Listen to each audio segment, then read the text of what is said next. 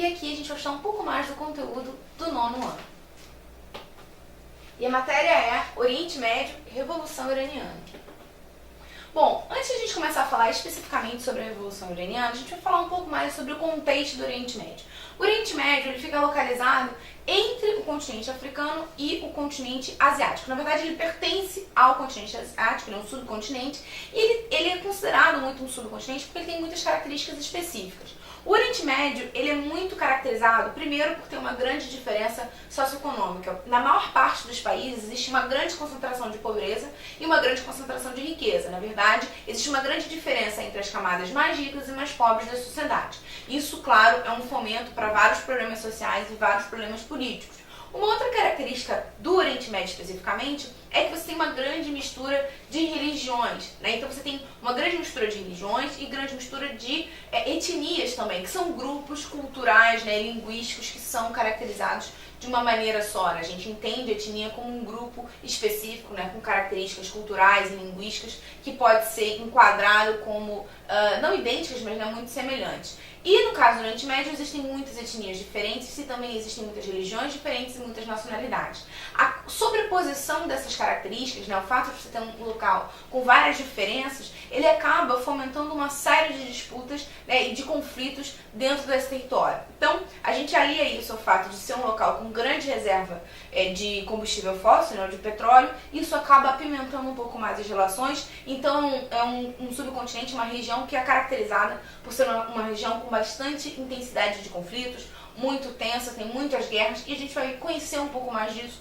ao longo das aulas. O primeiro conflito que a gente vai olhar especificamente é a Revolução Iraniana. Essa Revolução Iraniana, que vai acontecer em 1979, ela até hoje vai causar uma repercussão. Até hoje a gente ainda sente os efeitos disso. O Irã, hoje ainda considerado, né, durante inclusive 2001, com os atentados de 11 de setembro, o Irã foi colocado como um inimigo, né, um país pertencente ao eixo do mal. E essa característica, né, esse fato, ele tem origem nesse processo de revolução iraniana também. Tá? Para a gente entender um pouco mais, a gente precisa entender que muitas vezes os conflitos no Oriente Médio nada mais são do que respostas a um processo de ocidentalização. A gente vem vivendo no mundo um processo de globalização muito intenso, né, que foi uma matéria que a gente já discutiu antes. E esse processo de globalização ele também é entendido de forma cultural, né? Então existe a presença de uma cultura hegemônica. O que isso quer dizer? Existe a presença de uma cultura ocidental, a cultura mais vendida no mundo. Isso acaba entrando em choque com as tradições locais, com a religião local, com os hábitos locais. E muitas vezes as sociedades não reagem bem a esse contato. Então, muitas vezes os conflitos têm essa origem. No caso do Irã, ele tem um pouco disso também. O que acontecia é que antes da Revolução Iraniana, a gente tinha a existência de uma monarquia absolutista. Quem comandava era o Shah Reza Pahlavi. Shah é um título, tá? Que ele vai ficar desde 1941 até 1979 e ele vai promover um processo de ocidentalização, ou seja, ele vai facilitar a presença desses elementos culturais, econômicos do Ocidente dentro do Irã. Então esse é um processo que vai marcar o período que o Shah estava no poder. Então ele vai ter uma influência, né, ele vai permitir uma influência muito grande, principalmente nos Estados Unidos, na cultura. Então ele vai começar a abrir a economia iraniana, ele vai começar a abrir também a cultura iraniana, e lembrando que no Irã eles são xiitas e são persas e são islâmicos. O que isso significa? São islâmicos é uma religião, né, são muçulmanos. Dentro do ramo dos muçulmanos você pode dividir entre xiitas e sunitas, de modo geral. Existem outras subdivisões, mas essas são as mais importantes. Então eles são xiitas. E pensando em etnia, os iranianos são persas, eles não são árabes. Então isso também cria uma conjunção de coisas que deixa o Irã bastante único e um pouco isolado dos outros países. Bom, essa abertura econômica, com entradas transnacionais, como a gente tinha visto, né, esse processo de centralização do poder, de estimular essa sociedade do consumo, ela vai acabar promovendo uma série de insatisfações. É bom lembrar que existe ali, nesse caso do Irã, uma parte da sociedade bastante conservadora, que vai se incomodar muito com esse processo. Para lembrar um pouco mais disso, a gente tem que lembrar que os muçulmanos, por exemplo, as mulheres, segundo a religião muçulmana, devem usar o véu como uma forma de esconder os cabelos, que é considerado, inclusive, uma questão cultural, como, por exemplo, as mulheres no Ocidente usam camisa, para esconder os seios. As mulheres usam camisa para esconder os seios como uma convenção cultural de que aquilo não pode ser mostrado. Seria mais ou menos o cabelo para a mulher muçulmana. Então, quando você promove um processo de ocidentalização, você tem um choque cultural, de presença de mulheres ou de hábitos culturais, de alimentação que são muito diferentes do que você está acostumado, do que você foi criado.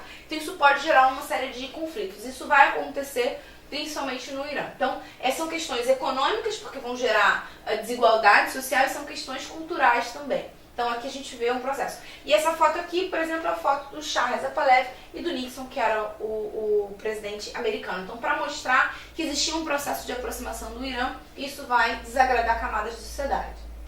Bom, então qual é o quadro que a gente tem? A gente tem um quadro de insatisfação social, que a gente está olhando aqui para esse cenário. Então, o próprio processo de chegada da ocidentalização é uma das marcas, é um modelo de capitalismo, de modelo de incentivo ao consumo. Então, isso vai acirrar mais ainda as diferenças sociais. Então, isso, claro, vai trazer uma insatisfação popular ainda maior. E a insatisfação religiosa e cultural desse processo de chegada dessa cultura ocidental. Lembrando que nós, no Brasil, vivemos esse processo de influência da cultura hegemônica muito clara. Então, por exemplo, a gente vai no cinema ver filmes americanos, vemos séries americanas, vemos séries que são produzidas em Hollywood. Temos no nosso vocabulário palavras que vêm do inglês, então a gente fala happy hour, coffee break, você fala, você incorpora esses elementos. Mas como nós somos uma sociedade ocidental também, que fomos colonizados por sociedades ocidentais, a gente não sente isso de forma tão intensa.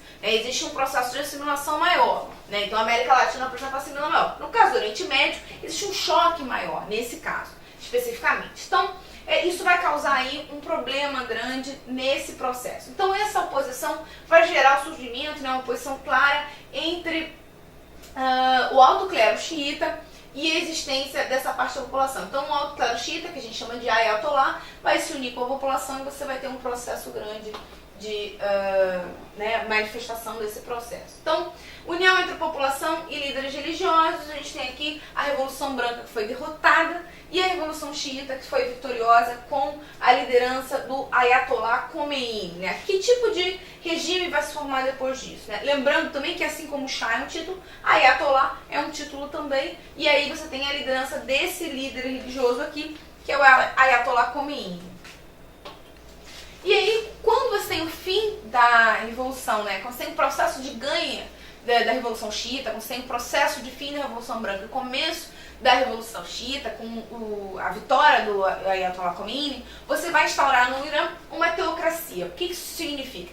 Significa que a partir de agora as leis e a regulamentação do governo iraniano são pautadas segundo a religião islâmica, Eles vão associar o poder político ao poder religioso. Isso é a oposição a um Estado laico. Por exemplo, no Brasil, nós temos um Estado laico. O que isso significa? Significa que as leis e as regras são pautadas segundo a própria Constituição e as próprias lutas dentro daquela sociedade. Não tem nada a ver com religião. Então você não pode criar uma lei segundo uma religião. Apesar de você ter bancadas religiosas que acabam defendendo as leis segundo a religião, a regra é que o Estado é laico. Então você não pode, por exemplo, criar uma lei perseguindo uma outra religião. Então, por exemplo, não é permitido praticar cultos islâmicos dentro do Brasil. Você não pode fazer essa lei, porque nós temos liberdade religiosa e de práticas religiosas, porque somos um Estado laico. No caso do Irã, eles não são Estado laico, eles são uma teocracia. Isso significa que as regras são feitas e são pensadas segundo os preceitos da religião.